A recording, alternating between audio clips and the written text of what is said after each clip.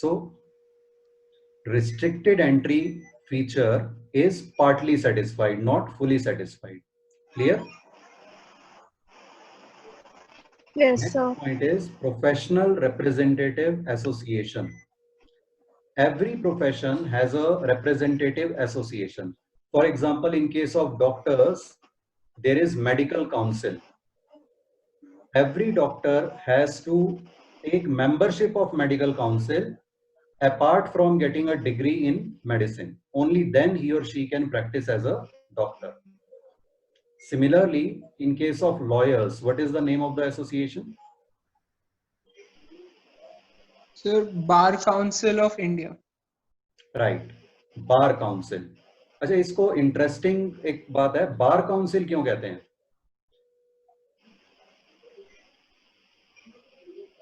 What I don't know. has law got to do with bar?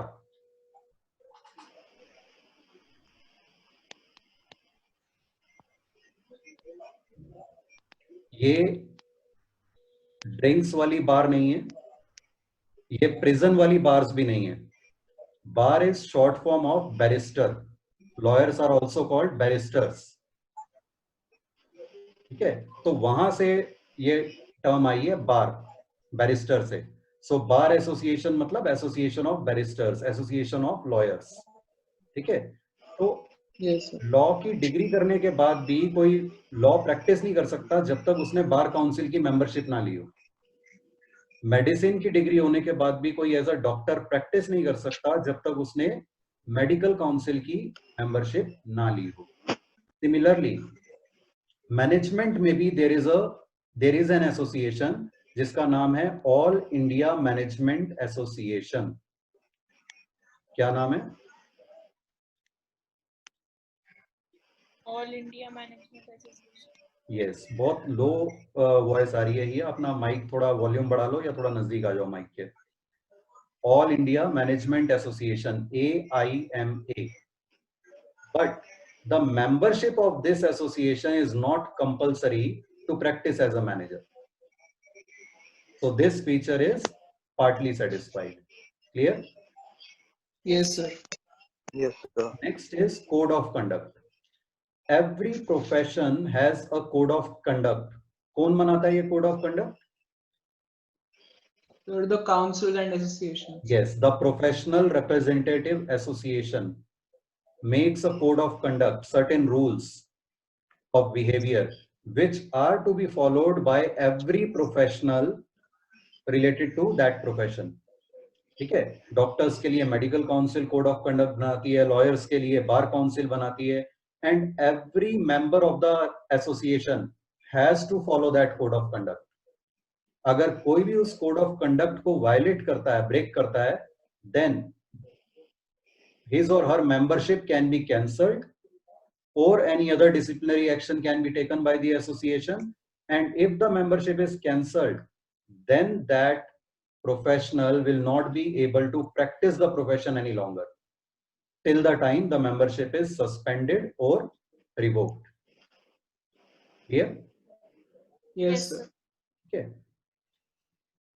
Similarly, for managers also, there is a code of conduct which is prescribed by AIMA, All India Management Association. Association. But this code of conduct is not binding. Why it is not binding? Because the membership of AIMA itself is not compulsory. So this code of conduct is also not binding. Code of conduct के हम कुछ examples ले सकते हैं. For example, doctors के code of conduct में एक clause होता है that in case a patient approaches the doctor in case of emergency, the doctor can not refuse to treat the patient any time of the day, any time of the night. 24 घंटे में कभी भी कोई emergency case आ जाए तो doctor को attend करना ही है, मना नहीं कर सकते. बेशक उस पेशेंट के पास या उसके फैमिली मेंबर्स के पास फीस पे करने के लिए पैसे नहीं हो, तब भी no doctor can deny emergency treatment to any patient. अगर वो डिनाई करते हैं, that is violation of code of conduct. Similarly, lawyers के कोड ऑफ कंडक्ट में एक कंडीशन होती है कि जो भी इंफॉर्मेशन उनका क्लाइंट उनके साथ शेयर कर रहा है, they cannot disclose that information to anyone else without the permission of the client. ठीक है, तो इस तरह से हर प्रोफेशन में कुछ कंडीशंस होती हैं, कुछ क्लॉजेस होते हैं which every member must follow, लेकिन मैनेजमेंट में ये कंपलसरी नहीं है. So this feature is also partly satisfied. Right? Next feature is service motive. जितने भी प्रोफेशंस हैं उनमें अर्निंग मोटिव तो सब में होता है, लेकिन earning motive is secondary. Primary motive और the first motive is service, serving the society. Right? As we said, a doctor cannot deny treatment of patient just because the patient does not have fees to pay. So service motive is first. And very good example of this we are seeing these days in the lockdown.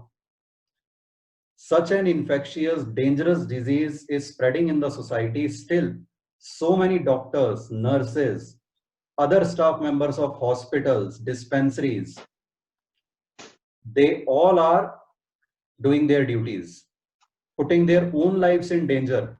Why? Because first motive is service motive, serving the society, serving others. Right? So a professional has to serve the client's interest through sincere, dedicated, honest, and committed service.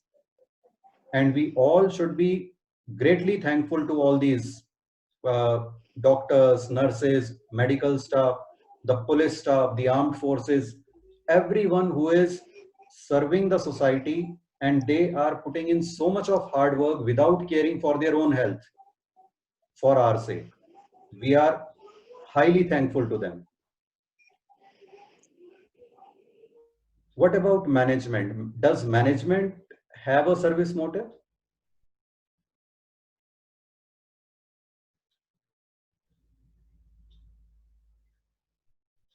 Anyone? Does management have service motive? Madhav? Yes, sir. Management में होता है service motive? Sir, I don't think so. होता है, because management ने consumers के interest को satisfy करना है, उन्हें हाई क्वालिटी प्रोडक्ट्स प्रोवाइड करके eight reasonable prices. They have to serve the interests of proprietors by ensuring reasonable profits. They have to serve the interests of employees by providing them reasonable remuneration, good working atmosphere, good working conditions. तो management भी service motive management में भी होता है, right? So this feature is fully satisfied. Clear? Yes, sir. So what is our conclusion? Is management a profession or is it not? Sir, it's partly a profession. Partly. Yes. So we conclude management is a profession, yes, but it is not a full-fledged profession like medicine or like law. We can say it is a growing profession, right? Yes, sir. Any doubt in this? No, sir. No, sir. Okay.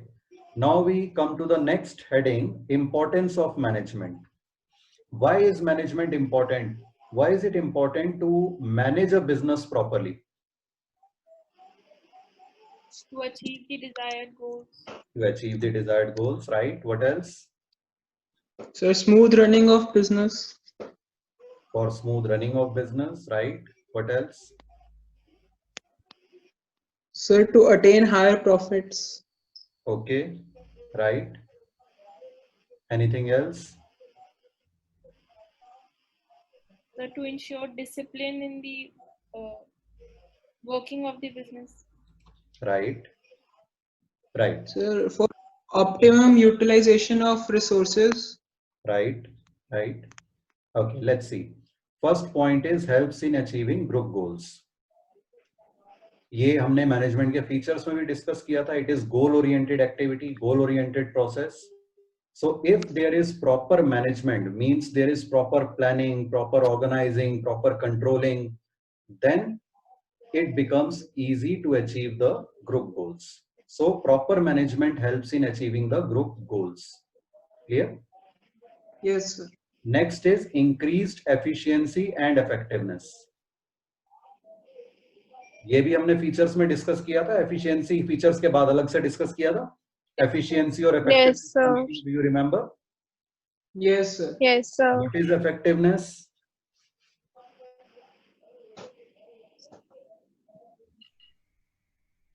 It's a timely completion of the work.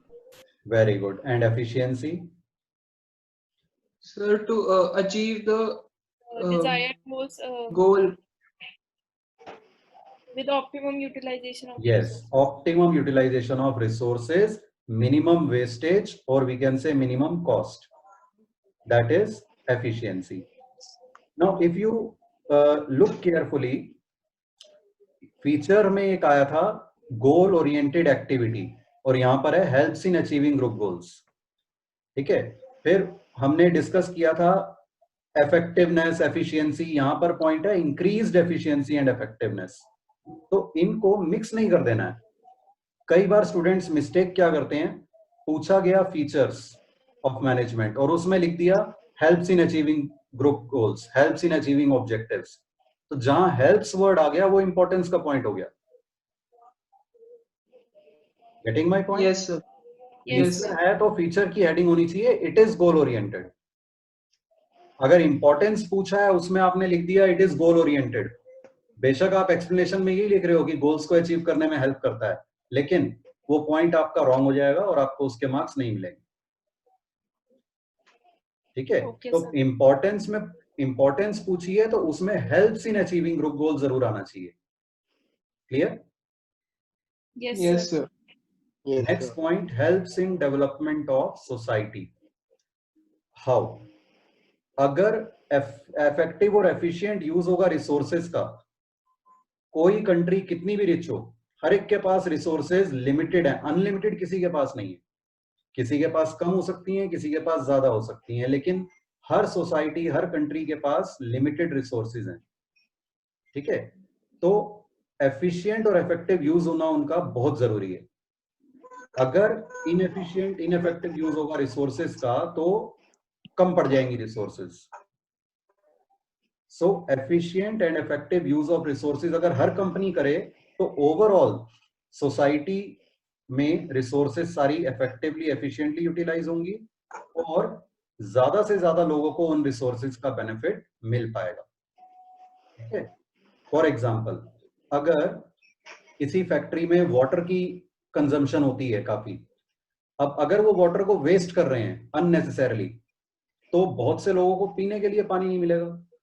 बहुत से लोगों को अपनी दूसरी industries के लिए, दूसरे कामों के लिए पानी की शॉर्टेज हो जाएगी. तो by ensuring efficient and effective use of resources, अगर वो एफिशिएंटली और इफेक्टिवली वाटर को यूज करते हैं तो बाकी लोगों तक भी सफिशिएंट पानी पहुंच पाएगा. Clear? Yes, sir. Yes. Yes, sir. Secondly, जब ऑर्गेनाइजेशंस हाई प्रोडक्टिविटी अचीव करती हैं तो उससे इकोनॉमिक ग्रोथ होती है, स्टैंडर्ड ऑफ लिविंग इंक्रीज होता है. थर्डली, जब मैनेजमेंट अच्छी हो और लोगों को, कस्टमर्स को अच्छे क्वालिटी के प्रोडक्ट्स मिले, लेटेस्ट टेक्नोलॉजी प्रोडक्ट्स मिले, and that also at reasonable prices, then also standard of living of the people in society increases. And Yes, sir. lastly, good management also ensures providing more employment opportunities to workers. So by doing all this, management helps in development of society. Yes, Saksham बोलो. सक्षम ने hand raise किया था, mute कैसे हो गया? हाँ जी सक्षम बोलो. सर वो बाय मिस्टेक हो गया था. हाँ बोलो. सर वो गलती से हो गया था सर, हैंड रेस. अच्छा, हैंड रेज गलती से हो गया था. ठीक है. Sorry sorry sir. Okay. Next point is helps in achieving personal or we can say personnel objectives. अब ये दोनों वर्ड्स में डिफरेंस क्या है, पर्सनल और पर्सोनल. पर्सनल का मतलब होता है समथिंग विच इज प्राइवेट, ठीक है, जिसको हम हिंदी में कहते हैं निजी. पर्सोनल का मतलब होता है related to persons, means related to employees, ठीक है. तो यहां पर मेरी ओपिनियन में करेक्ट वर्डिंग होनी चाहिए पर्सोनल ऑब्जेक्टिव्स, क्योंकि हम एम्प्लॉइज से रिलेटेड बात कर रहे हैं यहाँ पे. लेकिन एनसीईआरटी में वर्ड यूज्ड है यहाँ पर पर्सनल, पर्सोनल की जगह पर्सनल. तो एग्जाम में आप दोनों में से कुछ भी लिख दोगे तो वो करेक्ट माना जाना चाहिए, ठीक है. But it is in context of employees. Management ensures that employees are provided good salary, they are provided good working conditions, they are provided good working atmosphere. अगर प्रॉपर मैनेजमेंट होगी तो एम्प्लॉइज को ये सब चीजें मिलेंगी. And through this it helps in achieving personal objectives. Next point, creates dynamic organization. You remember we discussed about SWOT analysis. Yes, sir. Yes, sir. Yes, sir. क्या full form होती है? Strength, strength- weakness, opportunity, and threat analysis. Through this SWOT analysis, the managers are able to identify the strengths of their company. They are able to identify the weaknesses, and by doing this analysis, they are able to take the maximum benefit of opportunities and to overcome the threats. So they are able to change the organization according to the changing circumstances, according to the changing business environment, right? They realize and appreciate they make the employees realize and appreciate the need for change. जब भी कोई change आता है environment में, organisation में भी हमें accordingly change लाना पड़ता है. लेकिन उस चेंज को लाने से पहले हमें एम्प्लॉइज को उस चेंज की नीड रियलाइज करवानी पड़ती है, क्योंकि वो उसकी जरूरत समझेंगे, उस चेंज के बेनिफिट को समझेंगे, तभी उसे विलिंगली एक्सेप्ट करेंगे. Clear? Yes, Yes, sir. sir. Yes, sir. So it creates dynamic organization, means it keeps changing, bringing necessary changes in the organization as per the changes in the environment. Now next heading is levels of management. Can you tell me how many levels of management are there in any organization? Sir, it 3. depends upon the organization. Okay, here says 3. How 3 here? Sir, Diya. Diya, sorry. Sir, top level management, middle, and lower. Okay, Madhav, you were saying something. Sir, it depends upon the size of the organization, the tiers of management. Like if there is a small business, it may need only one level of management, but it's a big company like Reliance, it will have like 10 or 20 levels of management. Excellent, absolutely right. Suppose there is a shopkeeper running a small shop and he is managing everything on his own. Customers का order भी वही लेते हैं, goods भी उन्हें वही निकाल के देते हैं, कैश भी वही लेते हैं, everything is doing on his own. तो कितने लेवल्स ऑफ मैनेजमेंट है यहाँ पर? So single. 0. एक ही लेवल ऑफ मैनेजमेंट है, खुद ही वो मैनेजर भी है, खुद ही वर्कर भी है, ठीक है. नाउ सपोज वो शॉपकीपर थोड़ा सा उनका बिजनेस बढ़ जाता है और वो एक हेल्पर रख लेते हैं अपने साथ कि भाई सामान तुम निकाल के दो, अरेंज तुम कर दो, कस्टमर से ऑर्डर मैं ले लूंगा, कैश मैं संभाल लूंगा, अकाउंटिंग मैं कर लूंगा, रिकॉर्ड्स मैं रख लूंगा. Now how many levels are there? 2 levels. You both agree 2 levels of management? Yes, sir. Yes, sir. Absolutely wrong. फिर सोचो, मेरा क्वेश्चन क्या है? How many levels of management? So will you tell the roles of both the people again? There is, जो worker है वो सिर्फ operative काम कर रहा है, जो उसे इंस्ट्रक्शन दी जा रही है सिर्फ उतना ही कर रहा है वो, ठीक है. Sir, 1 level. Per Yes, single level. yes, yes. Ishan wants to say something. Yes, Ishan. No sir, I do not want to say anything. तुमने हैंड रेस पे क्लिक किया था सर वो गलती से हो गया था सर. यार, ये गलती से तुम लोग बार बार करते हो, कंफ्यूजन क्रिएट हो जाती है.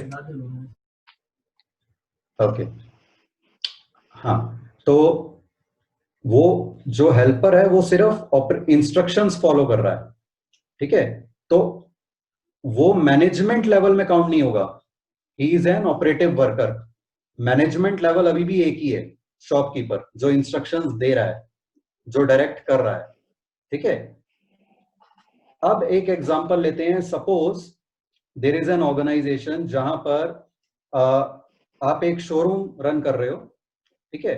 आपने 2-3 सुपरवाइजर रखे हुए हैं शोरूम में, और हर सुपरवाइजर के अंडर कुछ सेल्स पर्सन हैं. अब कितने मैनेजमेंट लेवल्स हैं? सर 2. यू योरसेल्फ, ठीक है, आप टॉप लेवल मैनेजर हो गए, और जो सुपरवाइजर्स हैं वो आप कह सकते हो मिडिल लेवल और सुपरवाइजरी लेवल वही हो गए, तो 2 लेवल ऑफ मैनेजमेंट है.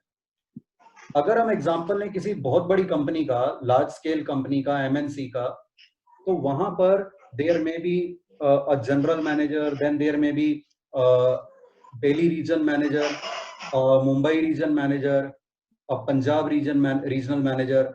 फिर हर एक रीजन में there may be different marketing manager, production manager, finance manager. फिर हर टीम में, प्रोडक्शन टीम में, फाइनेंस टीम में there may be several supervisors, और उनके अंडर बहुत सारे वर्कर्स हो सकते हैं. तो इसमें, इस ऑर्गेनाइजेशन में हो सकता है 4-5 लेवल ऑफ मैनेजमेंट हो, राइट? Yes sir. और बड़ी कोई ऑर्गेनाइजेशंस हैं उनमें हो सकता है 8-10 लेवल्स ऑफ मैनेजमेंट हो. तो levels of management vary from organization to organization, but generally we classify, generally not always, generally we classify managerial levels into 3 categories, ठीक है, जैसे कि दिया ने बोला था पहले. कौन सी 3 categories? Top management, middle and lower management. Yes, top level, middle level and lower level management.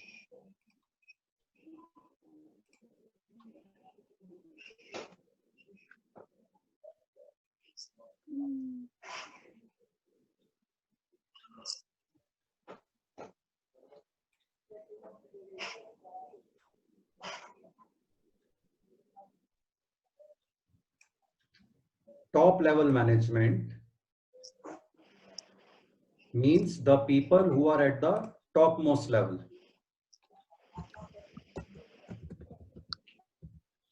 इसमें कौन कौन सी डेजिग्नेशंस हो सकती हैं? Sir president, CEO, vice president. Yes, president, vice president, CEO, chairman, chairperson, vice president, ठीक है, chief operating officer. इस तरह की डेजिग्नेशन जो होती हैं, जनरल मैनेजर, मैनेजिंग डायरेक्टर, ये टॉप लेवल मैनेजरियल पोजीशंस होती हैं, ठीक है. Yes sir.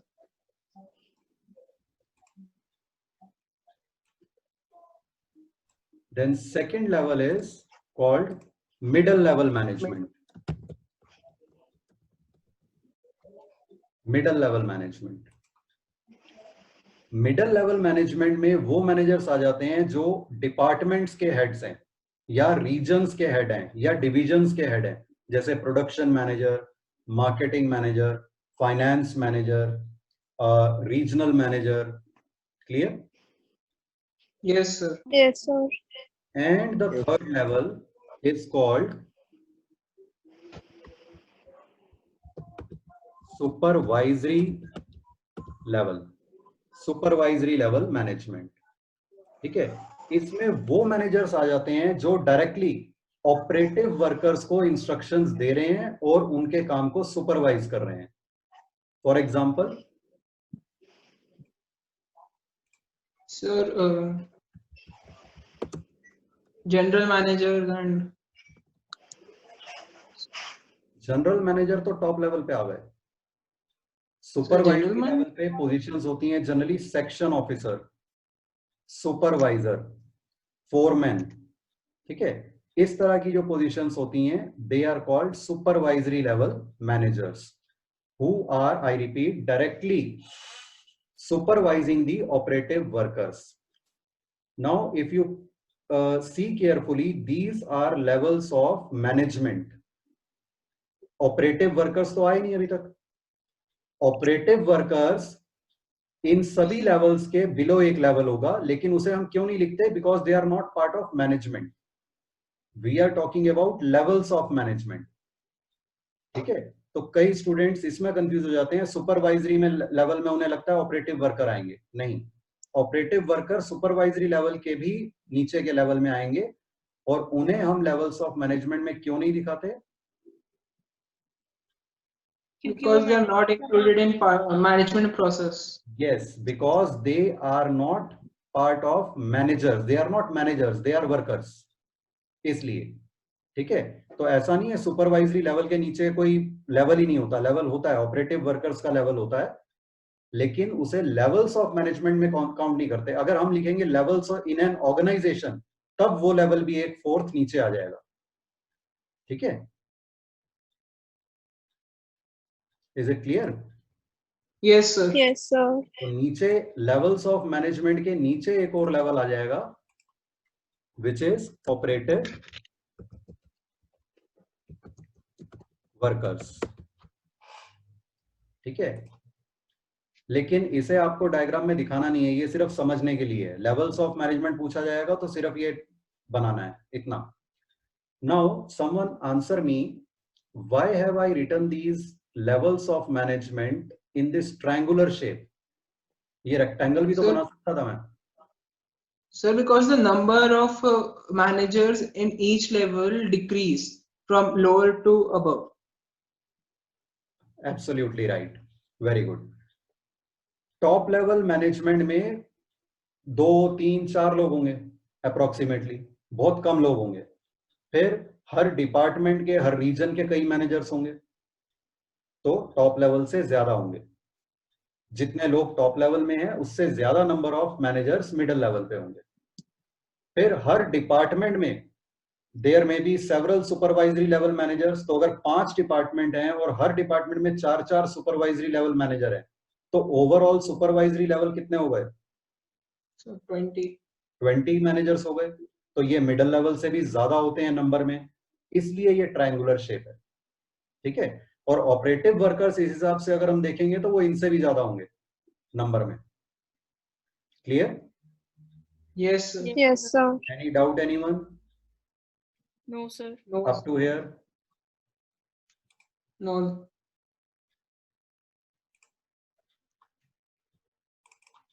Okay, so now let's discuss roles and functions of each level one by one. Top level management. As we discussed, the designations are like chairperson, chief executive officer, president, vice president, managing director, general manager, etc. What are their roles or what are their functions? First, to ensure organizational welfare and survival.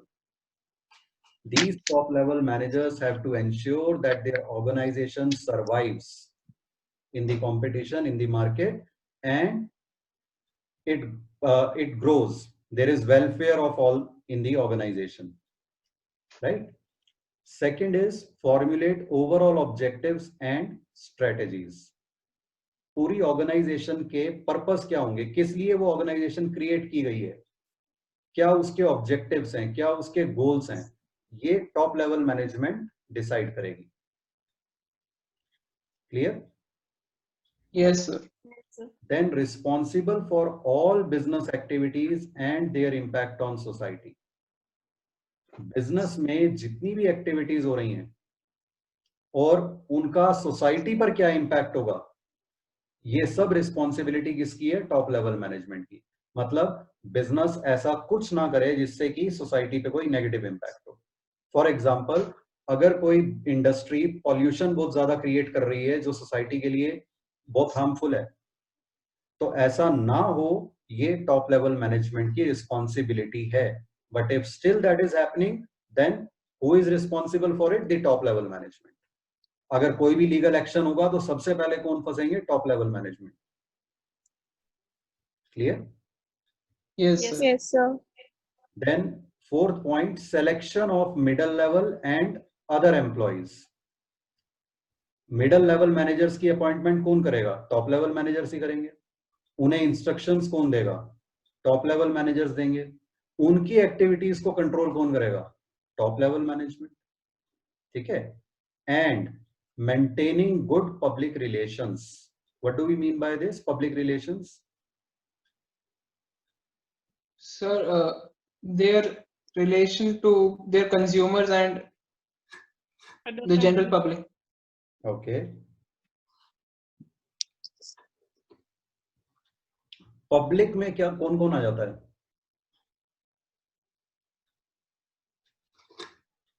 Who all are included in public? Sir, everyone other than the employees of the company. Everyone is included. The owners, the employees, the customers, the suppliers, the bankers, government authorities, all are included in public. So maintaining good relations with everyone is the responsibility of the top level management. ठीक है. और कैसे अच्छे relations बना सकते हैं? सबके साथ अच्छा बिहेवियर करके, सप्लायर्स को टाइमली पेमेंट्स देके, कस्टमर्स को अच्छे क्वालिटी गुड्स और सर्विसेज प्रोवाइड करके, एम्प्लॉइज को proper salary, proper working conditions, working atmosphere देके, गवर्नमेंट अथॉरिटीज को टाइम पे टैक्स देके, एंड सो ऑन. ठीक है. Okay, sir. Okay. As individuals, do we need to maintain good public relations? Yes, sir. अच्छा, एक बिजनेस के पे भी वापस आते हैं एक बार. बिजनेस के लिए अच्छे पब्लिक रिलेशन बना के रखना क्यों जरूरी है? Sir, because a business who is not treating its consumers and employees well, we wouldn't be obliged to have services and from them, or even have any kind of relation with them. Right. Because every relationship is reciprocal. अगर हमारी company या हमारी business firm customers को cheat करेगी तो customers आगे से हमारे पास नहीं आएंगे. अगर हम सप्लायर्स को टाइमली पेमेंट्स नहीं करेंगे तो वो हमें रेगुलर सप्लाई नहीं देंगे फिर आगे से. अगर हम गवर्नमेंट को प्रॉपर टैक्स नहीं देंगे तो गवर्नमेंट हमारे अगेंस्ट लीगल एक्शन ले सकती है. ठीक है. क्योंकि हम सोसाइटी में बिजनेस कर रहे हैं, इन सब की हमें जरूरत पड़ती रहती है अपने बिजनेस में, तो इसलिए उनसे अच्छे रिलेशंस बना के रखना जरूरी है. ठीक है. Primary motive Yes. तो प्राइमरी रीजन तो ये है कि वैसे ही सबके साथ अच्छे रिलेशन होने चाहिए, अच्छी बात है मॉरली. लेकिन बिजनेस पॉइंट ऑफ व्यू से अगर हम सेकेंडरी रीजन देखें तो ये है.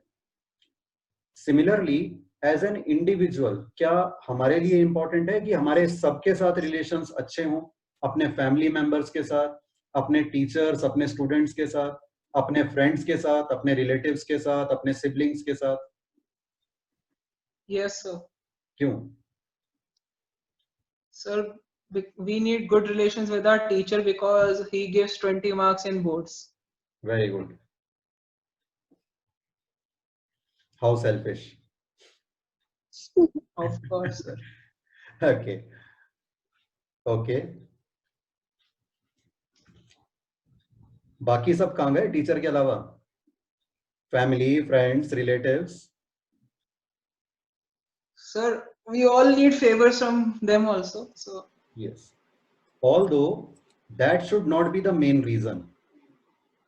हमारा मेन रीजन क्या होना चाहिए? Because this should be our basic nature to have good relations with everyone. First, it is our moral responsibility to be good to everyone. सबके साथ हमें अच्छा बिहेव करना चाहिए. ये एक बेसिक मॉरल रिस्पॉन्सिबिलिटी है, अच्छे इंसान की पहचान है. अब सेकेंडरी रीजंस पे आते हैं. सेकेंडरी रीजंस क्या है? क्योंकि दुनिया गोल है. The world is round. Means we keep meeting people. You never know आगे कब लाइफ में आपको किसकी हेल्प की जरूरत कहां पड़ जाएगी. तो हम अगर दूसरों के साथ अच्छा बिहेवियर रखेंगे, अच्छे रिलेशंस रखेंगे, तो जरूरत पड़ने पर हमें हमारे साथ भी दूसरे लोग अच्छा बिहेव करेंगे, हमारी हेल्प करेंगे.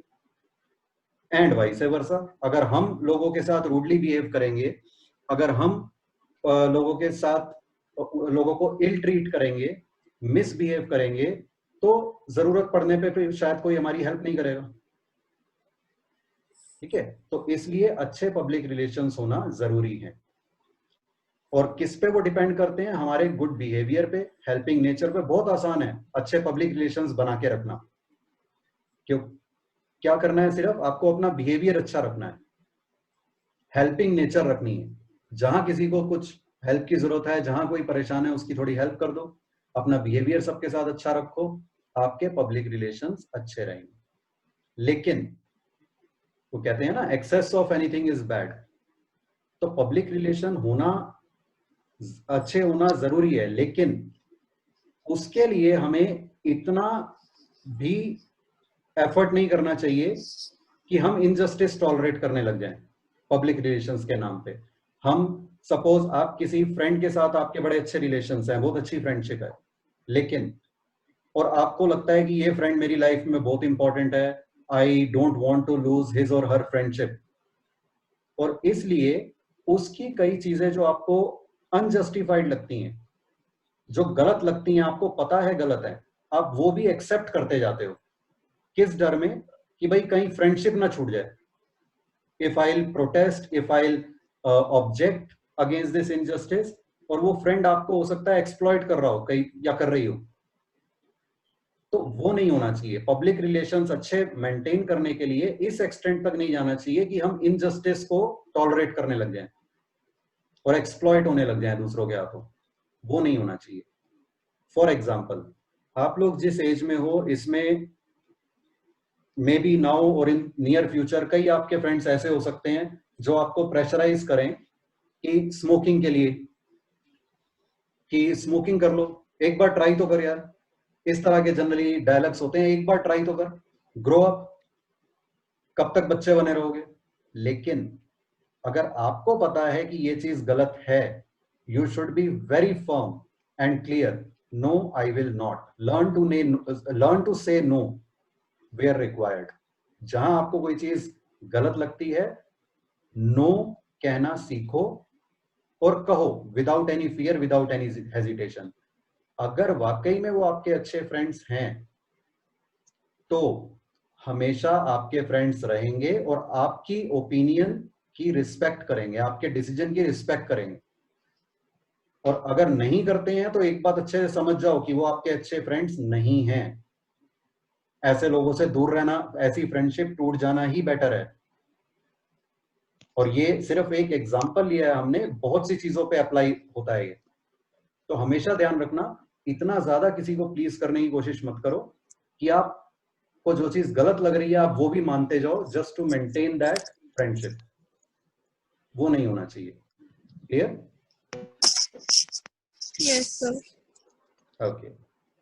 Next level is middle level management. Middle level management में, as we discussed, departmental managers, divisional managers, regional managers, branch managers, etc. अब इनके रोल एंड फंक्शंस की बात करते हैं। First point, interpreting the policies. ठीक है, interpreting the policies means, Sir, the strategies and objectives of the top level management, sir, they interpret them into their regions or their specified areas. okay. Gracie wants to say something. Yes, Gracie. Yes, sir. Sir, I have a doubt क्योंकि अभी आपने कहा था कि top level management जो होते हैं वो पब्लिक रिलेशंस मेंटेन करते हैं। सर, जो पब्लिक रिलेशन ऑफिसर होता है, Yes. सर उसका एक बार फंक्शन स्पेसिफाई कर दो। उसका सर, क्योंकि जो आपने बताया वो जनरली अपने मतलब हर एम्प्लॉय या अपना हर टॉप लेवल मैनेजर अपने लेवल पे करता है ना, वो having a good conduct with the customers and media. But Absolutely. Sir, फिर अगर ये हम अपने आप एस्टैब्लिश कर सकते हैं तो पब्लिक रिलेशन ऑफिसर की जरूरत क्यों है? Absolutely. Very good question. Anyone who would like to respond to that? I want to. Yes, please.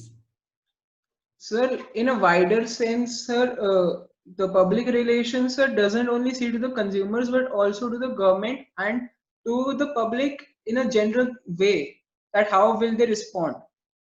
It's not an individual process but more of a group process. Yes. Okay. Now let me add my views to that. Yes, Gracie, you are very right maintaining good public relations is the responsibility of each and every employee in the organization and each and every officer, manager, and especially of that public relations officer, जिसका काम ही यही है, ठीक है। लेकिन अगर कहीं पे भी कुछ कंपनी के अगेंस्ट कोई बात उठती है, जैसे मैकडोनल्ड्स का हमने एग्जांपल एक डिस्कस किया था पहले, दे वर यूजिंग बीफ ऑयल, तो अब सोसाइटी के सामने आके जवाब किसको देना होगा? क्या किसी पर्टिकुलर, कुछ पर्टिकुलर आउटलेट्स के शेफ्स को,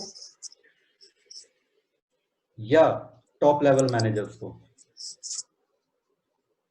टॉप लेवल मैनेजर्स को। टॉप लेवल मैनेजर्स को। तो इस सेंस में हम कह रहे हैं कि मेन रिस्पॉन्सिबिलिटी, अल्टीमेट रिस्पॉन्सिबिलिटी उनकी है। मेंटेन सबने करना है, ऑर्गेनाइजेशन में जितने मैनेजर्स हैं, एम्प्लॉइज हैं, ऑफिसर्स हैं, सबने मेंटेन करना है। स्पेशली जो पीआरओ, पब्लिक रिलेशन ऑफिसर है, उसका काम ही यही है, ठीक है, कि ऑर्गेनाइजेशन में सबको गाइड करते रहना कि भाई कैसे अच्छे पब्लिक रिलेशन बना के रखने हैं। लेकिन अल्टीमेट रिस्पॉन्सिबिलिटी, आंसरेबिलिटी की बात जहां पे आ जाती है, वो top level management, public relation officer ही उनको गाइड करेगा, टॉप लेवल मैनेजर्स को, कि आपने कब कहां क्या बोलना है और क्या नहीं बोलना है, क्या करना है क्या नहीं करना है। वो पीआरओ के एडवाइस पे एक्ट आउट करते हैं। Clear? Okay sir. Any other doubt anyone up to here? तो sir PRO is itself a part of the top management? No. Public relation officer, in my opinion, will be in middle level management. A middle level manager. एक public relation department अगर है, वो organization के structure पे depend करेगा। अगर suppose एक public relations का department है अलग से और उसका head है public relation officer, तो वो middle level manager में management में आएगा, मेरी opinion में। Okay sir. ठीक है? Okay, so let's continue. First function of middle level management, interpreting the policies. जो policies, plans उन्हें top level management ने बना के दिए हैं, उन्हें interpret करना, उन्हें समझना, और अपने अपने डिपार्टमेंट के अकॉर्डिंग कि उनके डिपार्टमेंट पे उसका क्या इफेक्ट है, उसकी क्या इम्प्लीकेशन है, उसे समझ के अपने डिपार्टमेंट के एक्टिविटीज को प्लान आउट करना। Clear? Yes sir. Second is selection and training. अब selection and training of whom? Mainly supervisory level managers. Top level management में भी हमने ये बात कही थी, selection and training. Top level वैसे तो सभी levels की training और selection में involved हो सकती है, middle भी, supervisory भी, operative workers भी, लेकिन mainly middle level को तो उन्होंने करना ही है और किसी को करें या ना करें। Similarly, middle level managers can be involved in selection and training of supervisory level managers and operative workers also, but mainly supervisory level में तो उन्हें करना ही करना है। Clear? Is it clear? Yes sir. Assigning duties. किसको duties assign करना? Supervisory level managers को duties assign करना और instructions देना। Then motivate करना, सुपरवाइजरी लेवल मैनेजर्स को भी और ऑपरेटिव वर्कर्स को भी मोटिवेट करते रहना, टाइम टू टाइम एनकरेज करते रहना। देन कोऑर्डिनेशन, अपने डिपार्टमेंट के अंदर भी एक्टिविटीज में कोऑर्डिनेशन बना के रखना और दूसरे डिपार्टमेंट्स के साथ भी कोऑर्डिनेशन बनाकर रखना। ठीक है, जवाब दे दिया करो भाई। Is it clear? Yes sir. Yes sir. Yes sir. Next is reporting. किसको रिपोर्ट करना है इन्होंने? Top level मैनेजर्स को। किस चीज के बारे में रिपोर्ट करना है? Sir, just how they're achieving their objectives and strategies that they were asked to implement.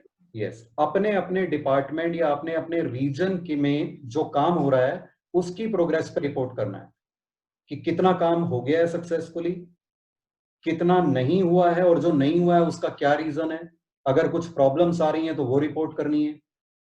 ठीक है, so they have to report to the top level management about the activities and progress of work in their respective departments.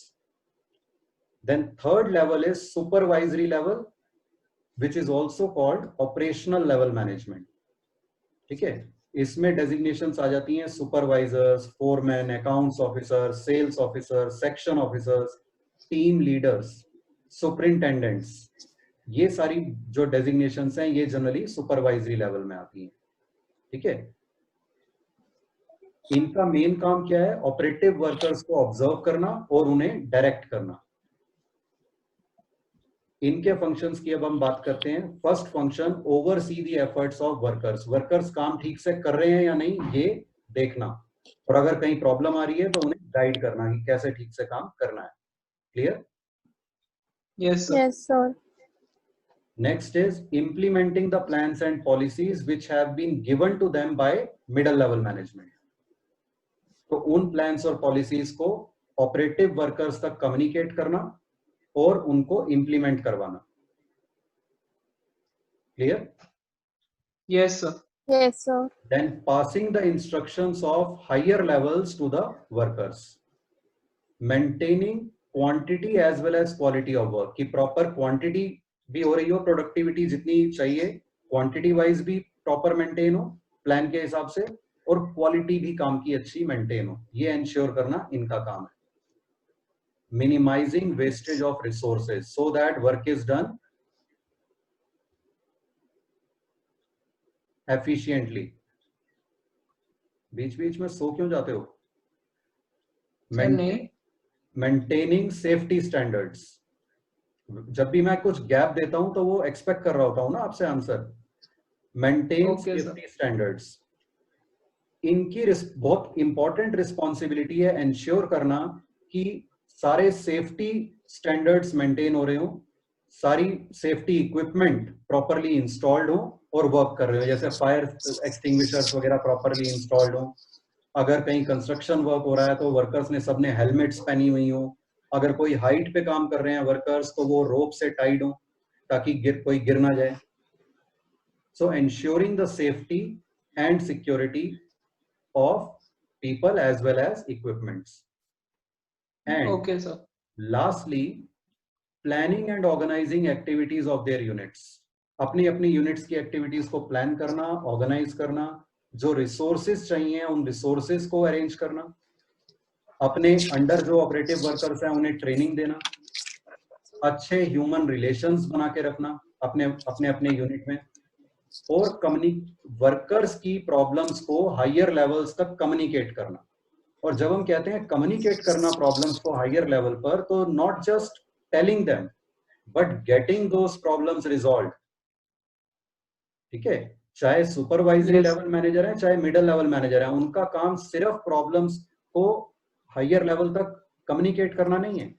Communicate करने के बाद ये भी ensure करना है कि वो प्रॉब्लम्स रिजॉल्व हो, रिमाइंड कराना हायर लेवल्स को। अगर टाइमली वो रिजॉल्व नहीं होती हैं, they have to remind their seniors that please solve these problems of workers, otherwise our productivity is suffering और good workers may leave the organization। तो उनके पीछे पड़ के फॉलो अप करके उन प्रॉब्लम्स को रिजॉल्व भी करवाना इनकी रिस्पॉन्सिबिलिटी है। किसी भी लेवल पे कोई भी मैनेजर है तो उसका काम है अपनी यूनिट में जो वर्कर्स हैं उनकी कोई भी जेन्युइन प्रॉब्लम है उसे एट द अर्लीएस्ट रिजॉल्व करना। अगर अपने लेवल पे कर सकता है खुद ही सॉल्व करना, अगर अपने लेवल पे नहीं हो सकती है तो हायर लेवल से रिजॉल्व करवाना। Clear? Yes, sir. Yes, sir. Yes, sir. Any doubt anyone?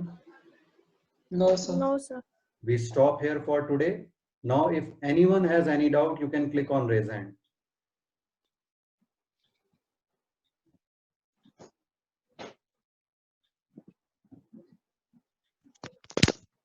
No one? Okay. So we wind up today's session over here. Thank you. Thank you, sir. Thank you, sir. Thank you, sir.